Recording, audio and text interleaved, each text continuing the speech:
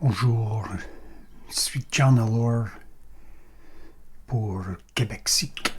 La semaine dernière, j'ai fait une entrevue avec Martin Pelletier, radio 107.7.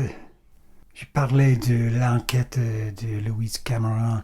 J'ai essayé d'amener Tracy à me rejoindre, mais Martin voulait que je sois seul.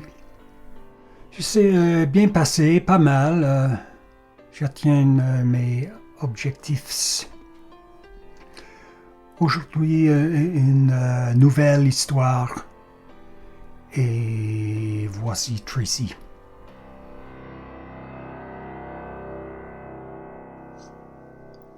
Bonjour, hi, je suis Tracy Wing pour Québec-Sic. Je suis la voix derrière ces balados écrits et recherchés par John Allard, que vous pouvez trouver sur YouTube à John Allard, sur les plateformes balados sous le titre de Who Killed Teresa et son site web teresaallard.com et les balados Québec-Sic. Aujourd'hui, on est encore à Sherbrooke. Et je vais vous raconter l'histoire du meurtre de Roland Rowley Giguère.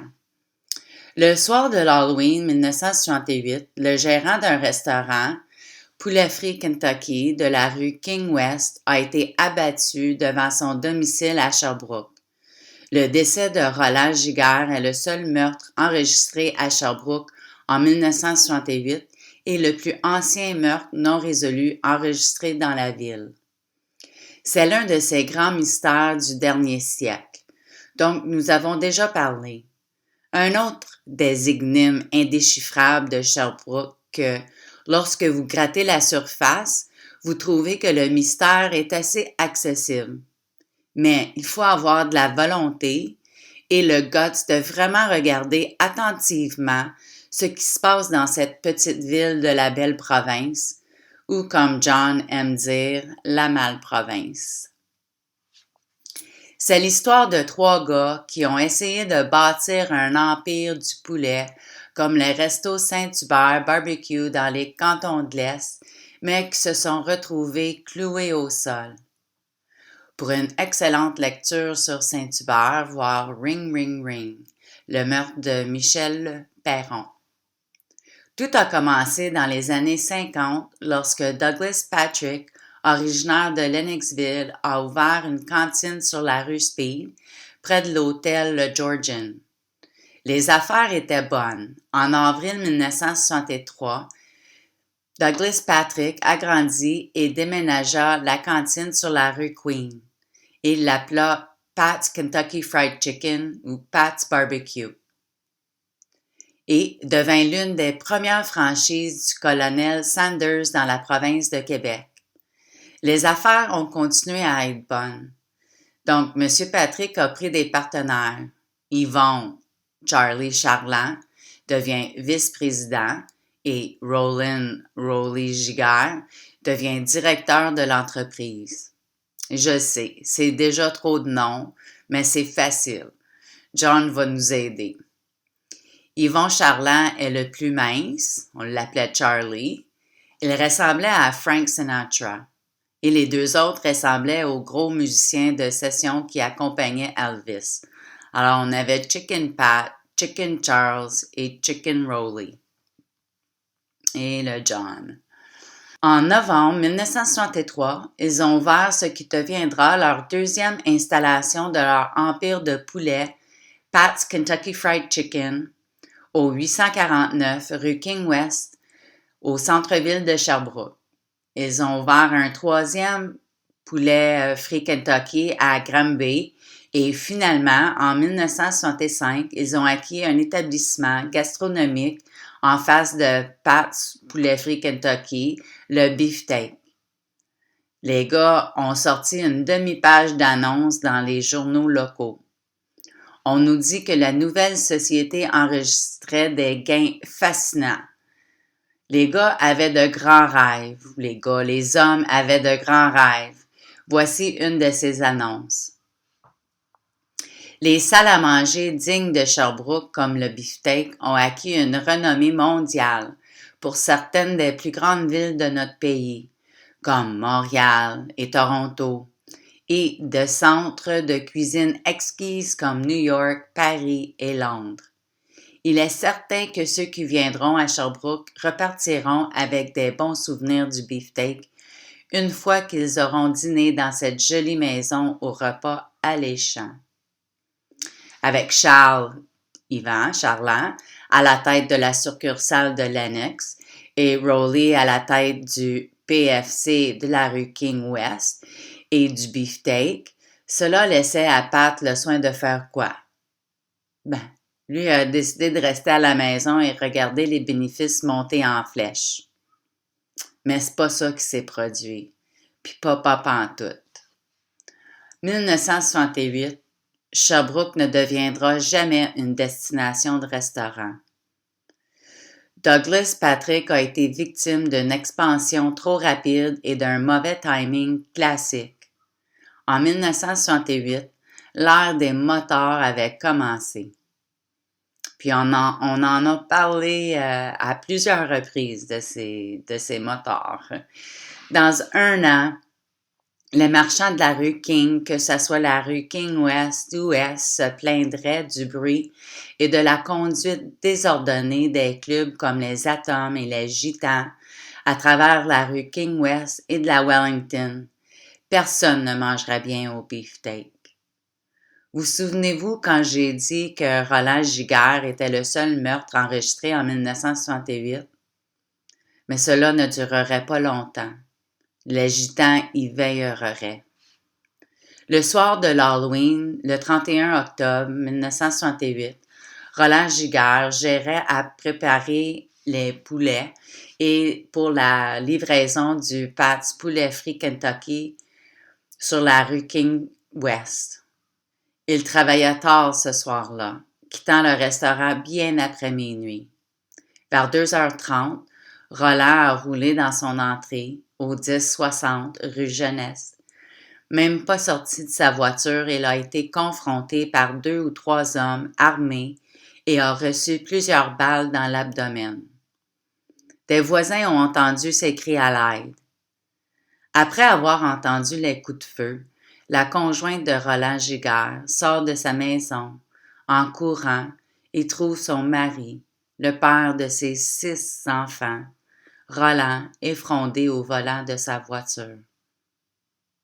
Selon les rapports, le motif était le vol.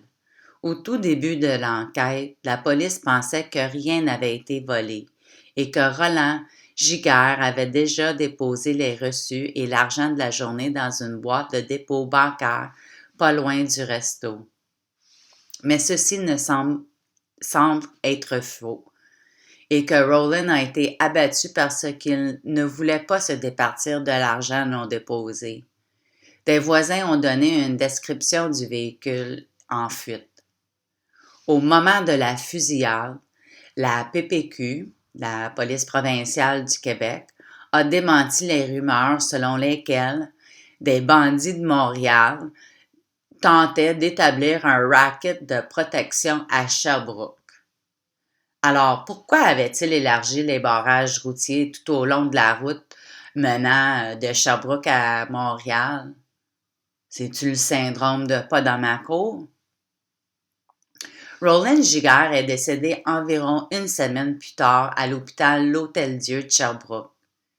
Il avait 35 ans et laissait en deuil sa conjointe et ses 6 enfants. Il s'agit du seul meurtre enregistré en 1968 et aujourd'hui de la plus ancienne affaire non résolue à Sherbrooke. Partenaire d'affaires de Roland Giguère, Douglas Patrick a été le premier à offrir une récompense de 500 $ pour toute information menant à l'arrestation des auteurs du meurtre. La récompense est passée à 1025 $ grâce aux contributions du Sherbrooke Daily Record, du CRTS et de Culte Radio, du magasin de vêtements au Bon Marché, de Clark Taylor Fuels, de l'Association canadienne des restaurants et de la bijouterie Léon Vaillancourt. L'autre partenaire d'affaires de Roland, Yvon Charlie Charland, semble n'avoir pas contribué à la bourse de récompense. La Tribune a noté que de nombreux résidents de Sherbrooke voulaient faire des dons, mais ont retenu leurs dons, par crainte de représailles de la part des agresseurs. Il y avait donc une forte implication ici que tout le monde en ville avait une assez bonne idée de qui avait commis le vol. Pourquoi tuer un homme pour de l'argent? La police commençait à soupçonner que Roland Giguère avait été abattu parce qu'il connaissait les voleurs et qu'il aurait pu les identifier s'il avait survécu. Il y a même eu des rapports selon lesquels les agresseurs portaient des masques d'Halloween pour déguiser leur apparence. Mais pourquoi porter un masque, sauf si vous pouviez être reconnu? Les bandits de l'extérieur de Sherbrooke porteraient-ils un masque? Se soucieraient-ils si Roland Giguère voyait leur visage? Douglas Patrick a lancé un plaidoyer passionné dans la tribune.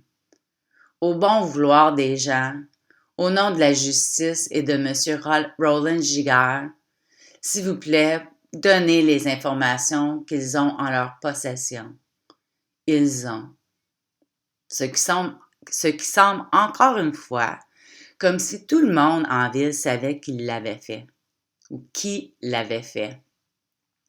Mais les gens de Sherbrooke n'ont pas aidé, n'ont pas divulgué des informations. Le capitaine Gaborio de la police de Sherbrooke s'est fait l'écho. Nous sommes prêts à vérifier tout nouvel indice qui pourra nous être apporté. Mais personne ne s'est présenté. C'est un peu comme ça, puis c'est pour ça qu'on en parle encore des crimes non résolus, parce que il y a des auteurs qui ont fait des crimes, puis c'est pas vrai qu'il n'y a pas personne qui sait ce qui s'est passé. Il faut qu'il y ait des témoins. John a eu une très bonne entrevue avec Martin Pelletier de 107.7 FM cette semaine. Alors, vous pouvez faire un petit Google pour voir. Vous pouvez aussi trouver ça sur le site à John. Il semble que ce soit toujours le cas en ces matières. Sherbrooke passa rapidement en 1969, puis ensuite dans une nouvelle décennie, et Roland Giguère fut vite oublié. Mais la veuve de Roland Giguère a eu quelques pensées d'adieu avant que l'affaire ne devienne complètement oubliée.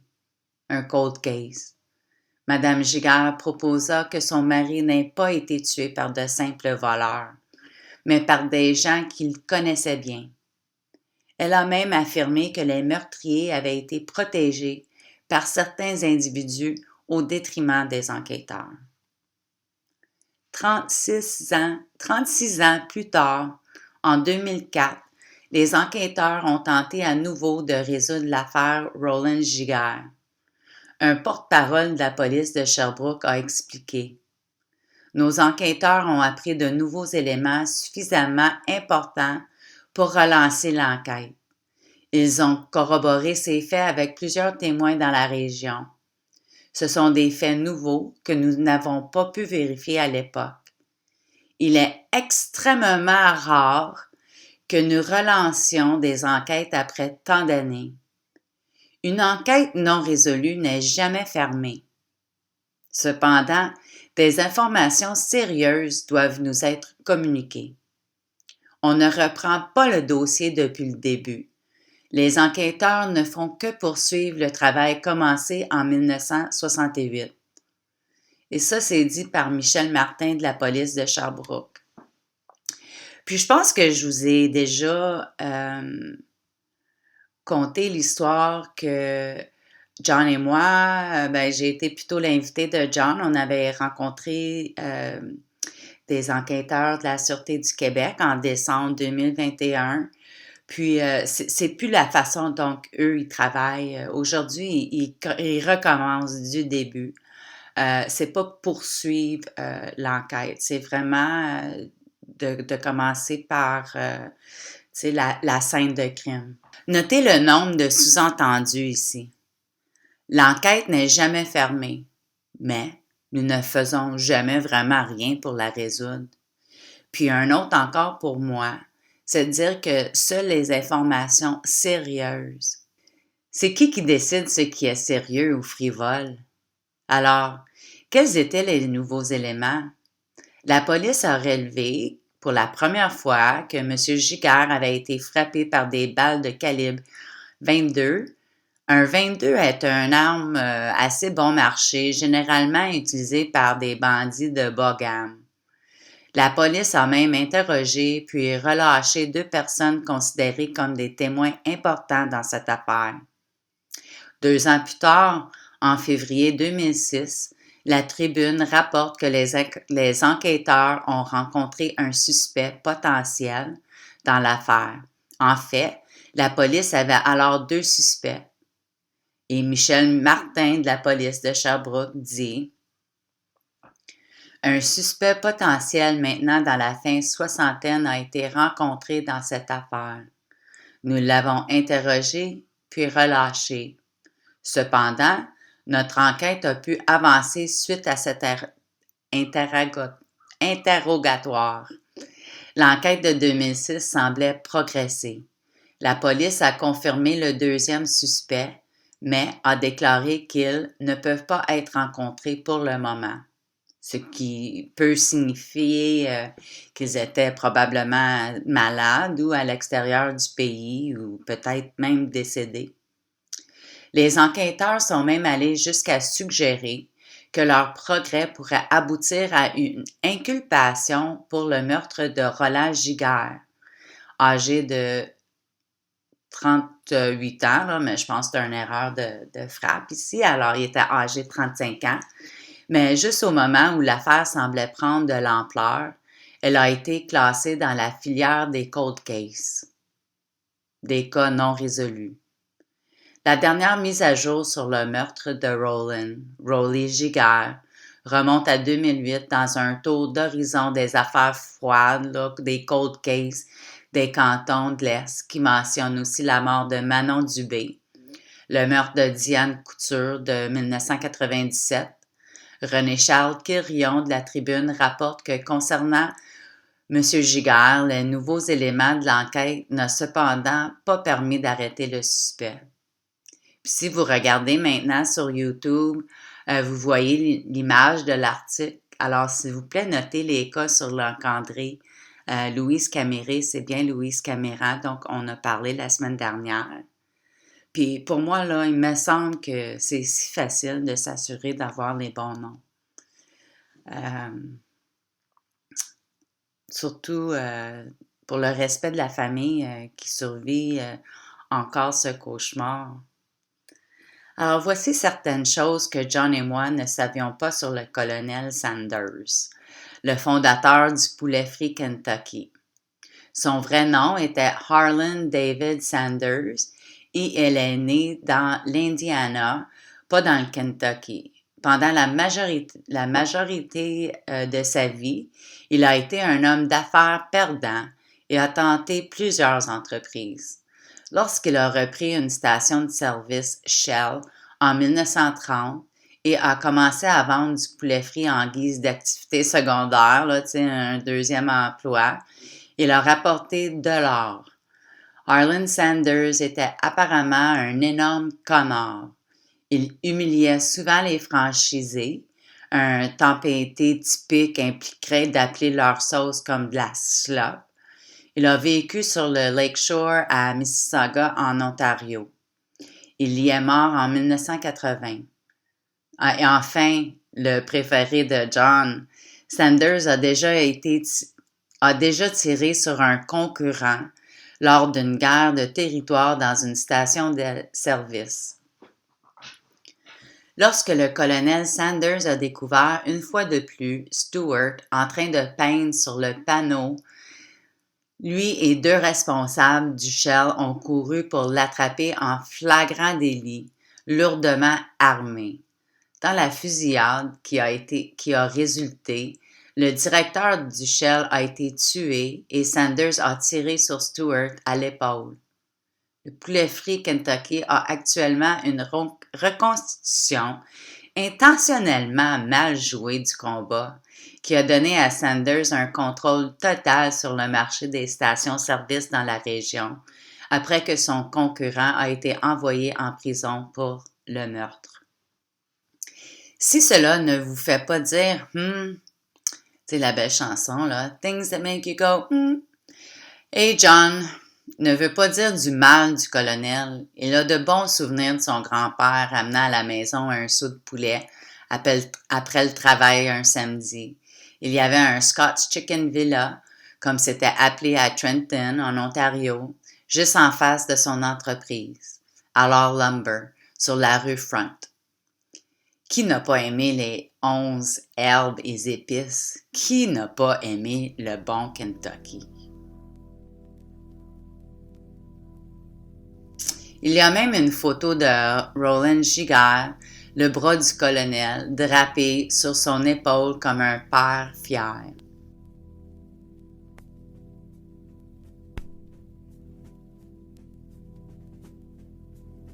On n'a pas beaucoup parlé de l'autre partenaire, Yvon Charland, Charlie, celui qui n'a pas offert de récompense. Peu de temps après le meurtre de Roland, le partenariat commercial avec Douglas Patrick semble s'être dissous. M. Patrick gardait le contrôle des restaurants de la rue King. Jusqu'en 1980, il a été président du comité de police de Lennoxville. Il a finalement pris sa retraite à Orlando, en Floride. Yvon, Charlie Charland, et il ne faut pas le confondre avec Yvan Charland, le gardien Brinks assassiné dans l'affaire Rock Forest, il gardait le contrôle du resto de Lennoxville. Et cela a finalement évolué pour devenir le restaurant Charles au 116 rue Queen, où se trouve aujourd'hui Pizzaville. Au-dessus du restaurant, Yvon Charland avait une discothèque qui s'appelait Chez Robert, mieux connue comme Disco Bob's. Yvon Charland a eu 3 fils, qui ont eu des ennuis toute leur vie. Ce ne sont pas ses fils qui ont tué Roland Giguère. Il aurait été trop jeune en 1968. Mais ce qui est élevé dans l'os sortira dans la chair. Dans les années 1970, la ville de Lennoxville était dans une bataille constante avec les propriétaires de Disco Bob's au sujet de plaintes de bruit, de drogue et de rapports de comportement d'ivresse et désordonné. Curieusement, le nom d'Yvon Charland est rarement mentionné dans les plaintes, bien qu'il en soit très certainement le propriétaire.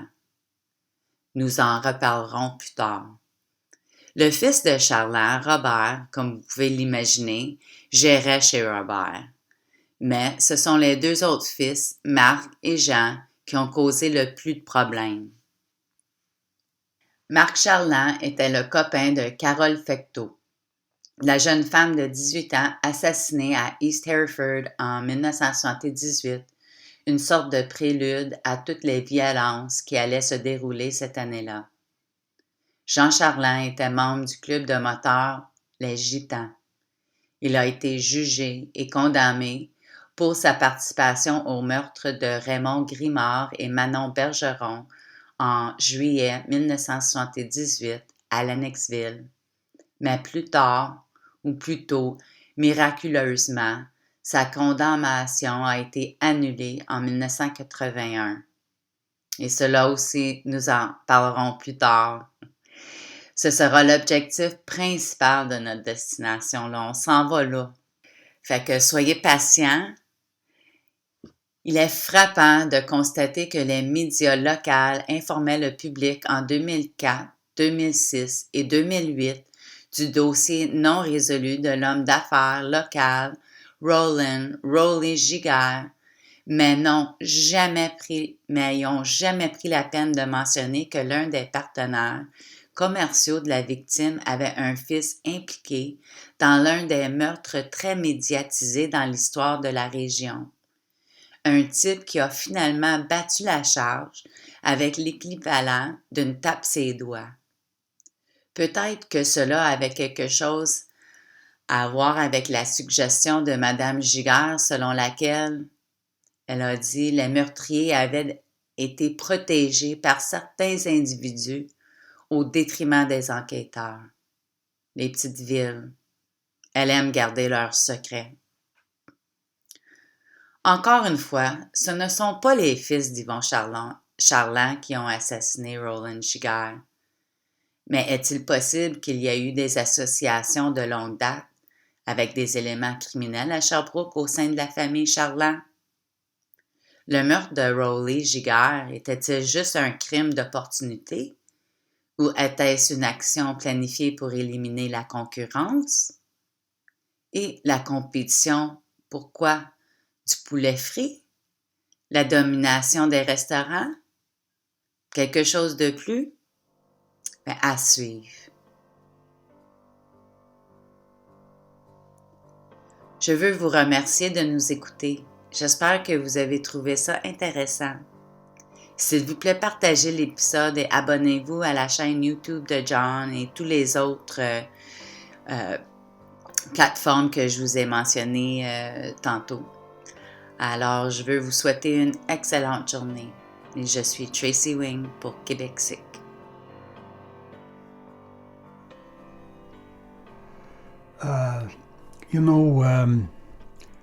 Ce n'est pas moi qui, comme une vieux fantôme, honte les gens, l'esprit.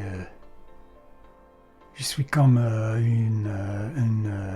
vaisseau.